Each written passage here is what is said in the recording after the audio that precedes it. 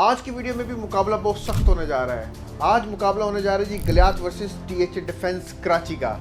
THA defence Karachi और गलियात में क्या फ़र्क है, मैं क्यों इस वीडियो को बनाना चाह रहा हूँ। देखिए, आप कोई भी इन्वेस्टमेंट करते हैं, कहीं भी इन्वेस्टमेंट करते हैं, जब आप नंबर्स के ऊपर गेम कर रहे होते हैं तो नंबर्स आपसे झूठ नहीं बोलते।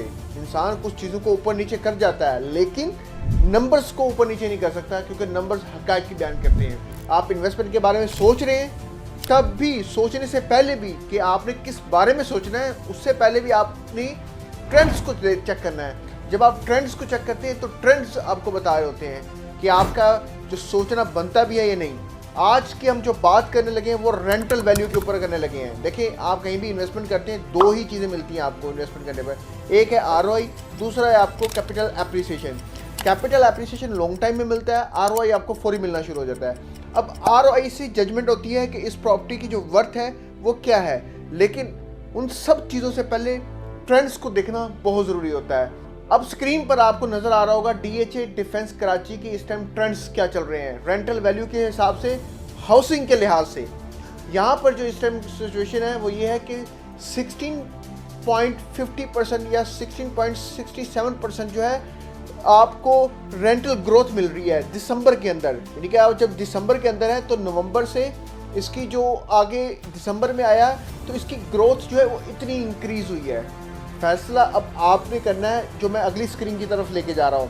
बात आ रही है जी गलियात की। गलियात के अंदर इस टाइम आपको 45% से अबव ग्रोथ रेट मिल रहा है।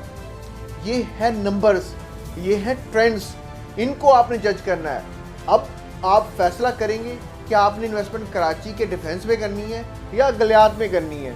तो आपके सबसे पहले ट्रेंड हो गए। अब अगली वीडियो जो आएगी वो मैं बनाऊंगा आपको प्लॉट्स की वैल्यूज़ के ऊपर, गलियात के प्लॉट्स की वैल्यू के ऊपर। फिर आएगी आपको उस वैल्यूज़ को इन्वेस्ट करने के बाद अब रेंटल इनकम कितनी आ रही है, एग्जैक्ट रेंटल इनकम कितनी आ रही है, उसके ऊपर बात होगी।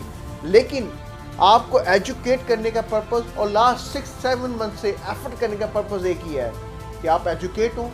सबसे पहले ट्रेंड्स को जानें, फिर आप प्लॉट्स की वैल्यूज़ को जानें, फिर आप घरों की वैल्यूज़ को जानें, फिर आप रेंटल इनकम को जानें और फिर कैपिटल एप्रिसिएशन को जानें।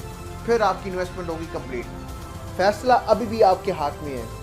एजुकेट करना हमारा फ़र्ज़ है और ट्रेंड्स को फॉलो कराना भी हमारा फ़र्ज़ है। राब्ते में रहिएगा, अपना बहुत सारा ख्याल रखिएगा। अल्लाह हाफिज़।